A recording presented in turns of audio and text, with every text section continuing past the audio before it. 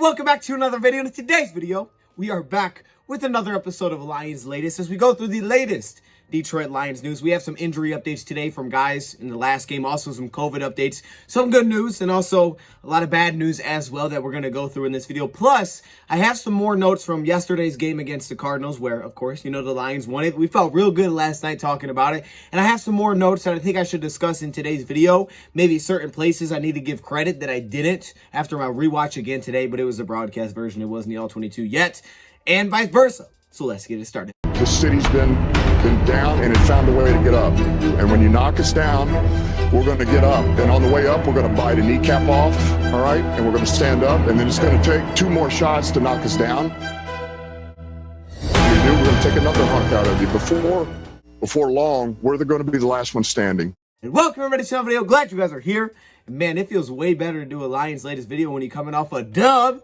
30-12? Okay, hey, I can do this every week. I'm down for this every week to talk about a win. Hopefully that's the case going forward. But today, we have some Lions news. So before we get into any talk about this Cardinals game, I do want to start with the Lions updates in terms of health, injuries, the COVID situation. I want to start there. There's some good news today, and there's also some very unfortunate news today that we were hit with. And it just kind of seems like that with the COVID list. It just seems like you're getting blindsided by things. You don't know what to expect, and all of a sudden, bam! Top player goes down. The Lions have been hit with this extremely hard, but we've also been getting some good news that players have slowly been coming off this list, which is nice. So let's start there. Let's start with yesterday's game. We had a couple of guys dealing with injuries, specifically Alex Anzalone, who was injured in our last game. He's been dealing with a shoulder injury, and that's why he was out of the last game, and, you know, he went down kind of early in that one, too. It's unfortunate. Back-to-back weeks, he went down really early, but I felt like there was a couple of plays, and it's the best that I could tell from the broadcast version. He helped us with, specifically in coverage early in that one, and then we lost him, and Jalen Reeves-Maybin actually became the green dot in this game, and Jalen was really good. It's nice to have him back, and he'll probably roll with that for the rest of the year as long as he's out there, because Josh Woods, he had to step into a bigger role. We got to see some Derek Barnes, but Jalen Reeves-Maybin is now getting an opportunity. However, with Alex Anzalone, they said, yes, he's dealing with a shoulder injury, and they don't think it's like a major long-term injury that he's dealing with, but it should knock him out for the season, is the way that Campbell put it. And recently, he has been placed on injury reserve, and you've got 3 games left. So he is going to be out for the rest of the season for the Lions. I hate to hear that news. Duracell was having a nice year for us. He really picked it up. It's crazy how fast his years went just in general. I mean, I think it just feels like not that long ago we were talking about Jamie Collins in that situation. Now, here we are, 3 weeks left of the season. It's wild. But Alex Anzalone will be out for the rest of the Lions season. Look, that's a tough deal. I don't think it's a major... I don't think we feel like it's a major injury, but yet it's going to knock him out for the year. You know, so he got the shoulder, but this is not we don't believe this is some long-term issue. It's just, we know with 3 games left that'll probably knock him out for this season. However, the way that he put it, the way that he spoke about Alex, I kind of expect Alex to be brought back and re-signed this offseason. I mean, I'm not going to say for sure he's going to be brought back, but he was on that 1-year deal. I'm really believing that Alex Anzalone will be re-signed and he'll be back as a Lion heading into 2022 and maybe even beyond, and I'm 100% down with that. But for the rest of this season, he's out for the year for the Lions dealing with a shoulder injury. So get well soon, Alex. You really stepped up big time. I was so pumped when we signed you. Unfortunately, the season as a whole didn't go as planned, but I hope that we do bring you back. I would like to have Alex Anzalone back for 2022 and beyond. So that's the first update. We were giving some unfortunate news there. But again, it does give an opportunity for Jalen to step into a bigger role, prove what he can do. Because he's another one of those guys on a 1-year deal that we brought him in, cheap deal. Thought maybe he can help you a little bit defensively, a lot of special teams. It's an opportunity to continue to prove yourself and prove that, hey, I should be on this team going forward as well. He had a good start in our last game against the Cardinals. Another update comes with Swift. Now, Swift didn't play in the last game. He's been out. But with Swift, they said that he is feeling better today than he's been feeling. Plan for this week is to get him involved in practice, is to have DeAndre Swift out there going through practice, and they're just going to have to wait and see how he feels. They're not really in talks of right now, according to Dan Campbell, of like shutting him down for the season. I still think we're taking this week to week, day to day, and there again, I know as of this morning, he's better than he felt last week. You know, he feels better than he was, I guess, Saturday when we worked with him. So our plan is to work him back into practice this week and see how he feels. Now, with this COVID list, has been changing rules for this. They have targeted testing, I guess is what they're calling it, where if you're fully vaccinated, you're not showing symptoms, you're not going to get vaccinated, you're not going to get tested like every day like unvaccinated players will. They've been changing the rules up, trying to get guys back faster to the team. And today we have some updates, some good, some bad. We also had some before our last game, which I don't think we touched on all of them, so I want to update those really quickly. You may have noticed Bobby Price was out there. He was back. We had a little bit of Iffy on the field, not a ton because some of these were kind of late, but Iffy's back. Bobby Price is back. We know Evan Brown is back off the COVID list. Tracy Walker is actually off the COVID list, but he wasn't feeling well, so he didn't play in our last game. Plus, he really didn't practice during the week. So T-Walk is also back. He could make his return this week. And to add to that good news, Mark Gilbert, the cornerback for some more depth there, is back off the COVID list. And so is Jamal Williams. So all those guys we have been getting kind of slowly, but surely we've been getting some of these pieces back, and it's great to hear that guys are feeling better. Mark Gilbert gives us some outside cornerback depth, and we really didn't have any in our last game. Think about a guy like Parnell Motley. I mean, we had Will Harris playing outside corner, which Campbell said he thought the game plan was perfect for him to play that spot. Man, he seemed to play well, and that's without the All-22, but he seemed to play pretty darn well in coverage. It seemed like they allowed him to play a very aggressive brand, where he got to sit in the zone, but then come down and make plays on the football. But he did some work in man coverage as well, so you got to give him credit there. He was tackling. He really just showed off the versatility. But we were hit with COVID, so now we're getting some outside cornerback depth back, and the Lions are going to have to make some decisions on who's going to get what spots this week. I'm very curious to see where they put a guy like Will Harris. I'm really curious to see that. I mean, if he's going to have a full week of practice, Mark Gilbert being back. Of course, you have Amani on the other side. Do they continue to leave Will Harris at outside corner? Because it seemed like he played pretty well there. Does the game plan shift? So now they're like, let's push him back to safety. They didn't have Jalen Elliott in their last game, so they had CJ Moore playing safety, which, by the way, another guy that I saw play pretty well. A lot more players play well when you win. It just makes sense. And I thought CJ Moore played well. So that'll be interesting to see where they put guys defensively this week. With all of that good news, there is some bad news with the COVID list that we were hit with today, and it does just kind of feel like a blindside sometimes. And today, the Detroit Lions have placed offensive tackle Matt Nelson on the COVID reserve list. So he's been back the last 2 weeks, helping us kind of playing the 6th offensive lineman role, tight end, extra offensive lineman. I like how we've been utilizing him, not just putting him out there and running the ball every time. We actually used him in a passing down where he hit Khalif Raymond across the middle. He picked up about 15 yards, and it allowed him to line up with a linebacker. In that specific situation, it was Isaiah Simmons, and he did really well in that role. He's on the COVID list. And so is quarterback Jared Goff. Yeah, this one is just like, of course, that's just kind of what it feels like. Like, dang, Goff is now on the COVID list for the Lions after coming off probably his best game of the season. And I think there's a lot of guys that need credit for that, and we'll do that in a second because we're still want to talk about this last game. But yes, he has been now placed on the COVID list, Goff has. And again, there's been rule changes. Assuming he's vaccinated, there is opportunity for him to test out of that. Of course, it always comes down to the guy's got to feel well, first off. Being so early in the week, being that it's Monday, yeah, he could still possibly test out of this. He could still test out of this, be back for this week. But it's not a good start. It's definitely not a good start. So super unfortunate news there with Jared Goff. I would like to see him for the rest of 3 games. I think we've been finding a lot of rhythm, especially in the pass game. It's really fun to see kind of how things are starting to really click together and mesh together. And you want to see this for the future, not just for, Goff to the receivers, but also from a coordinating standpoint, the way they are calling plays. Goff seems very comfortable in this passing offense right now. There's a rhythm with this pass offense that we haven't seen. You got your offensive line getting back in health. You have both of your tackles. You're pairing this with Josh Reynolds. So this is super unfortunate news to come across. And we'll just have to keep an update on it and see how it goes throughout the week. It'll be a big storyline to follow throughout this week. Of course, if he can't play against Atlanta, who is our next game, it will likely be Tim Boyle as the next man up, as that's who came in when Goff missed a play and then he came back in. He just handed the ball off.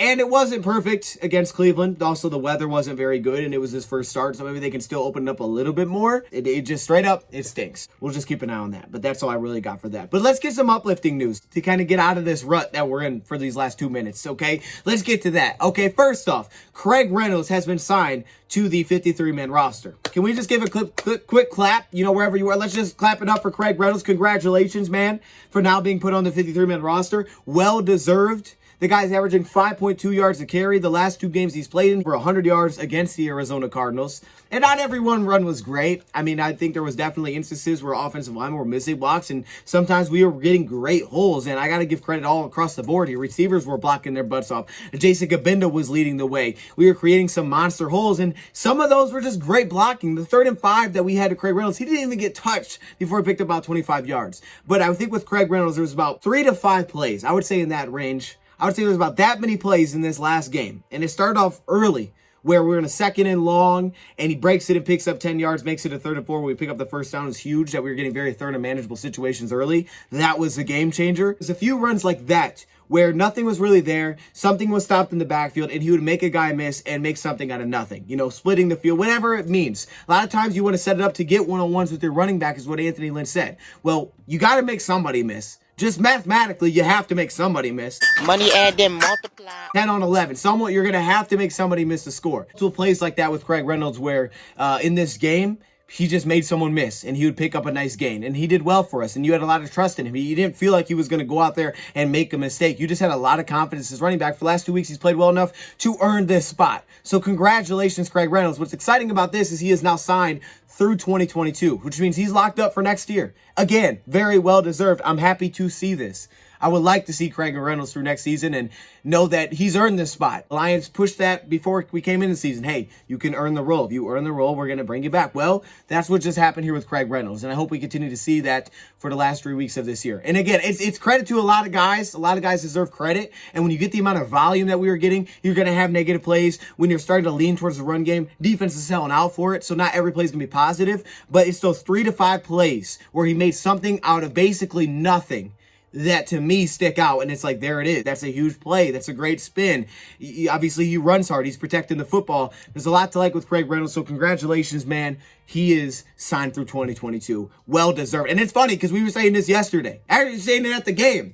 Sign this man. Pay this guy. Do not let him, get anywhere else. Pay this man. He's earned it. Jamal Williams now is also off the COVID list. I don't know if I said that. I might have just completely missed that. But Jamal Williams is also off this COVID list. And Dan Campbell said, if Swift and Jamal were back, they asked him, well, what would Craig Reynolds be in that situation? He's like, look, if Craig Reynolds is up, he's going to get carries.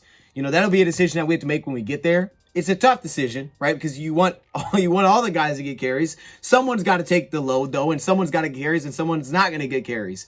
But that's a good problem to have, is that, hey, we like all these running backs. It's a good problem that we have to make a tough decision on who to give the ball to because we feel like they're all worthy of getting the football. So, he's 100% right on that, but I do like watching Craig Reynolds play. And a couple of names to keep an eye out for this week as we go through for guys returning. Nikel Roby-Coleman is one of those names. So is Parnell Motley. It's one of those names to keep an eye on with some kind of roster move coming this week is kind of what Dan Campbell hinted to. So stay tuned for that as we go through this week and we keep an eye on some of the roster moves and we get into the injury reports, getting prepared for this Atlanta game on Wednesday. I want to talk a little bit more about this Cardinals game. So that's kind of the latest news, but I want to talk about more of this Cardinals game after watching it back, give some credit in certain spots that maybe I just didn't before, but after watching it back, you can see certain things that the Lions are doing. Of course, we gave credit to both sides, coaching-wise. The defensive coordinator, Aaron Glenn, and what the Lions were doing offensively, the play calling there. We gave credit for that yesterday, and plus the players were executing, which always makes the play calling better. You can call it a great play, but if they don't execute it, you're going to be like, dang, what the heck was that play call? So, give credit both sides around. But let's talk about offensively and defensively specifically in this game. There's just a couple of things that stuck out. I want to start with the offense side of the ball. Now, yes, Goff is now on this COVID list, and hopefully we can get him back. I would love to see him back. However, specifically talking about this Cardinals game. Pass game has been getting a lot of attention, but I think it needs to get some attention because it does look much better than what it looked like. And we've talked about there's a lot of factors that go into it. Just aside from coaching for a second, because we're going to discuss that, but really just getting players. Josh Reynolds has been a huge factor. Getting Decker back, as we stated the entire time that he was out, once we get Decker back, things are going to be huge. Things are going to change big time. And they have. It's been a huge return for us. Arguably the biggest return that we've had is getting a guy like Taylor Decker back on this offensive line to solidify both tackle spots. You guys remember how much help we used to send to our tackles? We would just leave tight ends in the block, receiver. We could not send guys out on routes. We had to send help all the time. And now we're really seeing it come together. Sewell has been great on the right side. And Decker's coming off a really solid game, aside from the dang false start. Come on, TD. In this last game, Goff statistically, he was really good. Now, he didn't have the perfect day. I don't know if you can have a perfect day, but he did, have a couple of misfires here and there. I know he had the shot to Khalif, which was overthrown. There's a couple misfires when St. Brown was a little far. And then early in the game, he had the near interception that he threw where I thought, he kind of just maybe expected it to be there out of the play action, quick hit, and the linebacker dropped to the middle and Simmons almost picked it off. But there was a lot to like. And statistically speaking, the numbers were great. 5 incompletions, a 139 passer rating. All right, 2 things that stick out is his stats. I always like to look at this. His stats under pressure versus in a clean pocket. And one thing that we knew, and we've said this many times about Goff coming in this year, is that if you give him a clean pocket, statistically, he's really good. He's really good, and he's been really good. You go back to LA, you put him in a clean pocket, his stats are up there. Really good, way above average in the league. And that's one of the consistent ways they say to judge a quarterback, because there's not as much variables, not as much craziness going on. Everything's on time, and Goff is really good on time. And in this game, 16-20, 129, a touchdown, win in a clean pocket. However, the big plays, when under duress, when under pressure, is what sticks out, because he was 5 for 6, 86 yards, and 2 touchdowns in this game when under pressure. And I think there's credit, aside from just saying, well, Goff made good throws, I think there's credit that needs to be given here that maybe I've kind of overlooked after watching his back, just watching how the offensive passing rhythm has been going. Now, I can't tell you who for sure is doing what, but Ben Johnson seems to be getting a lot of credit. So maybe Ben Johnson is the guy that we need to point to. And maybe Ben Johnson is in line for a promotion or a raise or something after this season. Either way, I would like this guy to stick around, because this pass attack, there has been a lot to like. You can see the flow is there. And everything that we do seems to have a purpose. We've seen the creative play calling, right? But everything we do passing wise now seems to have a purpose. The motions have a purpose. When we motion a guy, it's not just to motion him, right? You can see that there's something that we're trying to read coverage-wise that Goff is picking up on. Sometimes he'll throw it to the motion. But I think what was huge for Goff in this game, to go with the football when there was that pressure in the pocket. Think about it. We didn't see Goff just scramble around and run around like crazy when there was pressure that broke through.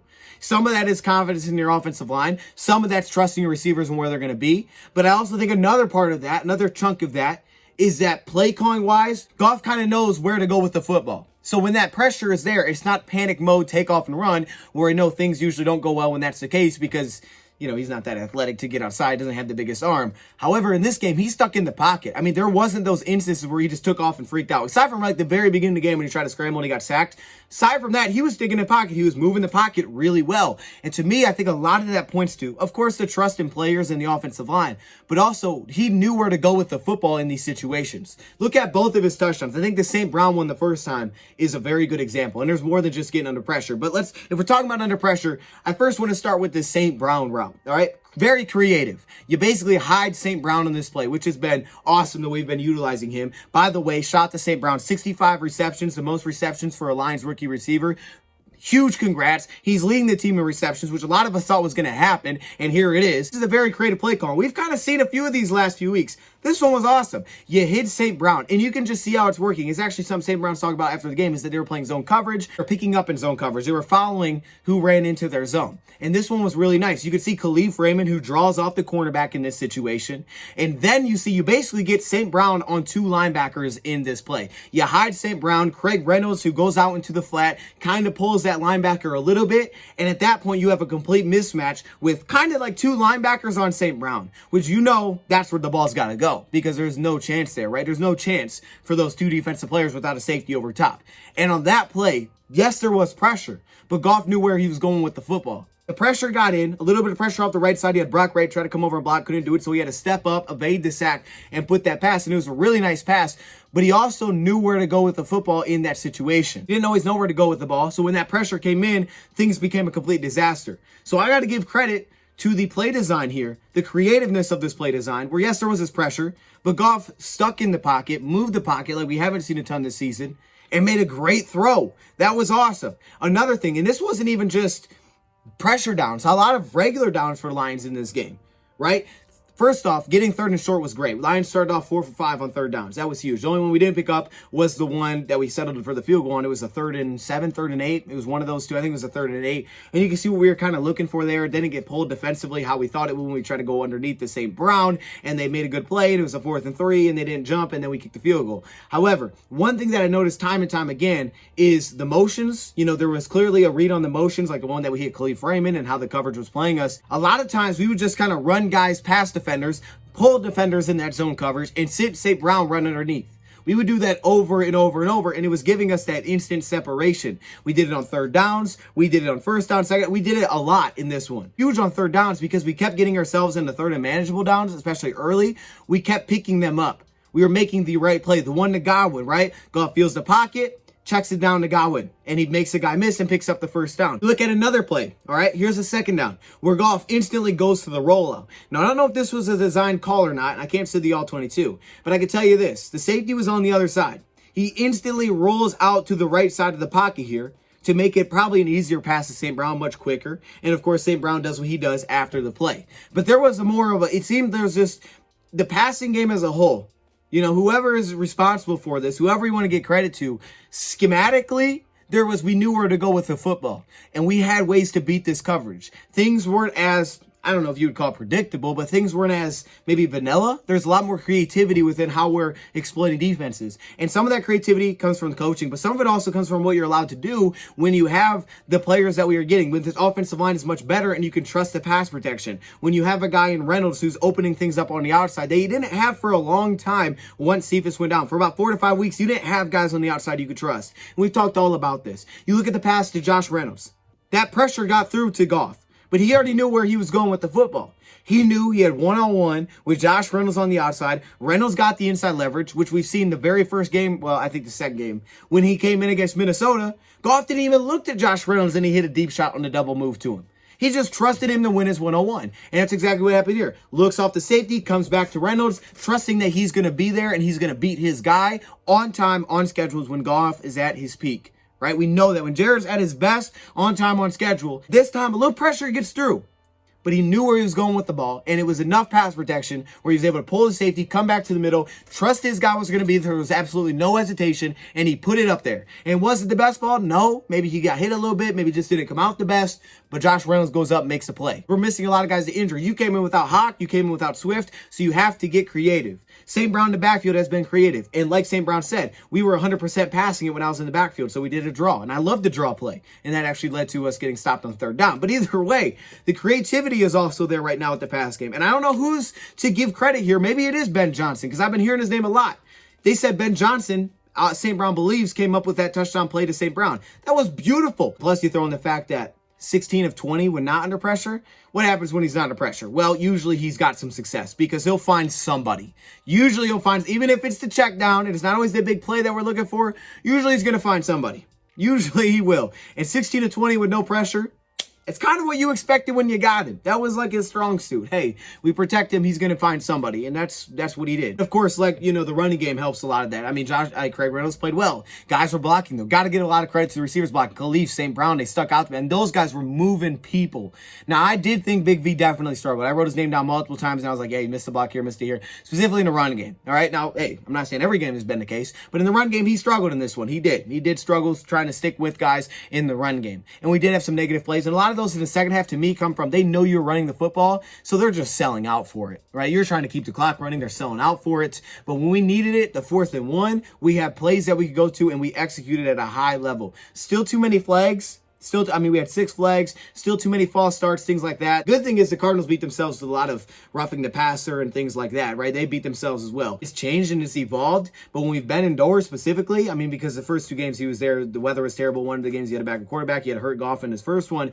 But since it's, hey, healthy Goff indoors, like when it's better weather, we're able to open up this playbook like we want to. Even though we're missing some key pieces, things have been flowing. It's just when we turn the ball over, like the Godwin fumble, something like that kills us. The flags can kill us. We still got to avoid those. Like 4 or 5 yards a pop, and that's perfectly fine. You just can't have those mistakes that push you back because you don't play that way where you're picking up 15 to 20 yard chunks here and there, right? You're picking those up rarely. There was actually a stat that was thrown up in this game that was like Lions 3rd and 7 plus or 21%. And I'm pretty sure it got worse after this game. So that's something we still got to avoid. Now, defensively, got some more credit to give out here. Coaching staff was great. I mean, it was really good. The way we were blitzing or just bringing pressure in general, not knowing where it's coming from, was fantastic. We did a really good job of containing him as well. When we were bringing heat, the outside guys contained really well. Harris set the tone with the run stop on the contain, and then, of course, the sack later. He had a sack on a free rush. He's seen this a few times from Aaron Glenn, but that's when I think Aaron Glenn peaks. It's an incredible design, and we saw that again in this one. Those guys were making plays. But it was really well done defensively. We were bringing heat. You didn't know who was coming play to play. And you also kept him in the pocket. So for a guy like Kyler Murray, who was kind of getting stuck in the pocket, seemed like a lot of times he was getting locked on to 1 and 2 reads. And when that wasn't there, things got bad. Which, again, then you have to throw credit to Monty Oruwariye, who played an outstanding game, aside from one really drive where AJ Green started making some plays where you get to chuck up and then you have the quick comeback route. But we were doing a good job of taking away that first look. We were taking away the primary read, not having Hopkins helped. And then at that point, since you're forcing him in the pocket, it's tough for him to see when he's in there, right? He's really looking through a forest. He can't see a ton. and you have guys coming from you don't know where, which is keeping up all balance, and you keep containing the pocket. We gave him a lot of problems by taking away that first look in this game. And Will Harris, iffy when he stepped in. I mean, you look at that pick that Amani had, it was set up by Will Harris and iffy playing good coverage on the other side and took it away.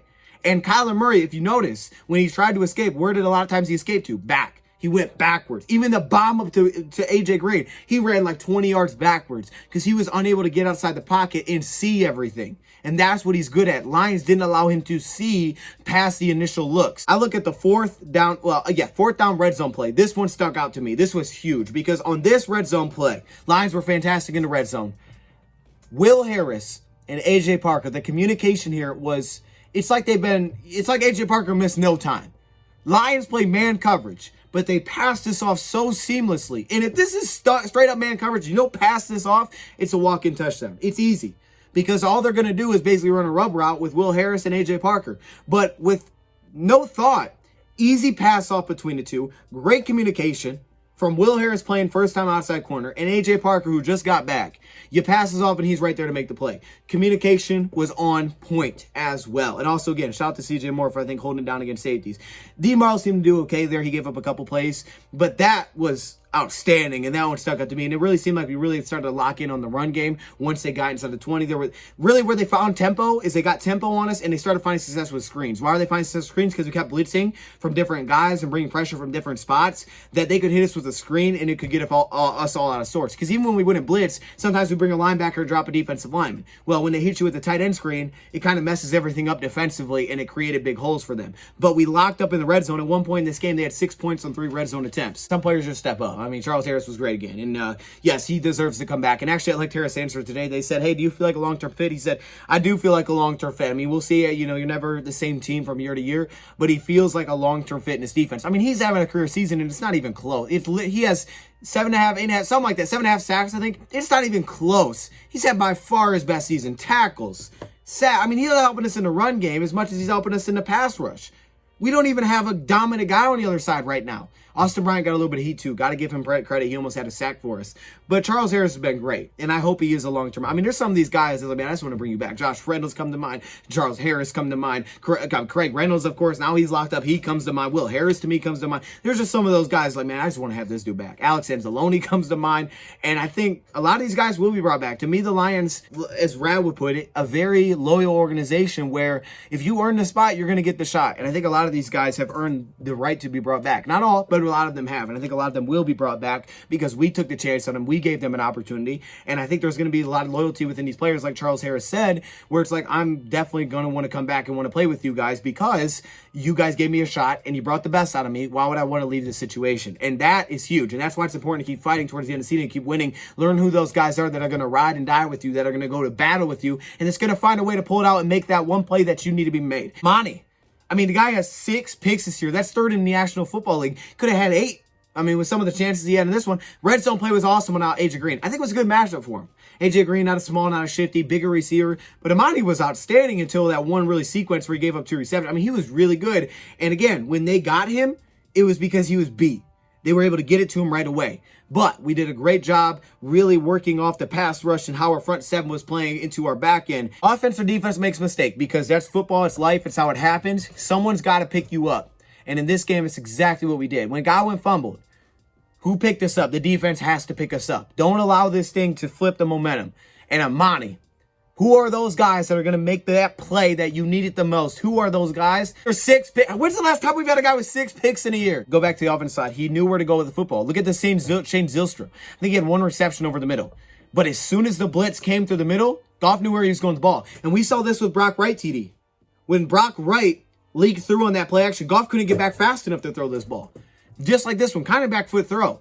I mean, as soon as he snaps, he sees that blitz, quick drop, and just flings that thing right over the middle. Just wait for them to cross the defensive lineman, to split the 2 defensive linemen, drop them back, and you put it right on the money. They are much more proactive than reactive at this point, and Goff is a proactive quarterback. Reading pre-snap, where do I go with the football? What are my reads? What are my keys? What am I looking for? And you always want to know where your check down is. But Goff is not built as a reactive quarterback that's like, oh, my first guy's not there. I can take off like Kyler Murray. No. No, he's got to stay in the pocket. That's where he's at his best. And the Lions, because of what they did schematically and because of the players they have, he's trusting sitting in that pocket, knowing where I'm going with the football next, where my next read if this is not there, and where this guy's going to be. The trust is great. The trust between him and St. Brown is on the money. It's incredible right now. The option routes, they're going to be a great duo. And it's finally coming into fruition of what we thought was going to be coming in the season, that he lead in receptions. And that has came out to be true. At this point, Josh Reynolds' connection has been outstanding. Reynolds has to come back. He just has to, because he trusted him and he's there where he's supposed to be every time it seems like he needs to be. They're always on the same page, it feels like. And he's always coming through and making the big play for us. He's also playing that exposition and holding it down. And he's getting open on Byron Murphy. I want to see the last 3 games with him and Goff. That's what I'm hoping Goff will get back, because I mean, he looks legit. He looks very legit. That's not to say we don't need more receiver help. We absolutely do. But I mean, come on, man. He's proven himself. I love the fact that Godwin was getting those touches. We'll see what the Lions do with Jamal back. Maybe he doesn't, but they seems like they like him on pass down. When they go on pass downs, and maybe they can run it more to him if they're going to have him out there on pass downs to throw the defense off, because usually when Godwin's in there, they go shotgun. It's like, okay, they're passing the football. So anyway, still there's things they can improve on, but you're seeing a growth of this offense from the players to the staff. From the players to the staff, you're seeing that growth. Campbell, first-time play calling, and they're improving, and they have to improve, right? If you're going to be this team next year that you want to be, have to improve. And this was such a good win because, again, you played a team 7-0 on the road, playing for a playoff berth. You didn't catch them off guard early. You caught them when they knew they were playing for a playoff spot coming off a loss. They knew what the circumstances were. If they overlooked them, that's their fault. But we came out, and we played our game, and we set the tone, and Goff only needed 26 pass attempts to light up the scoreboard. We brought it to them. We brought it to their front door. And like I said yesterday, no team will play a better game against Arizona this year than I think we did in this one, because we dominated from start to finish. And they knew it was coming. They were in playoff mode, and you lit them up. Anyways, I'm going to end with that hype. Let me know your thoughts in the comments below, man. We'll keep it on this COVID list and injury updates. But until next time, thank you, Prep, for watching. My computer's being goofy. We good to go. And I'm out.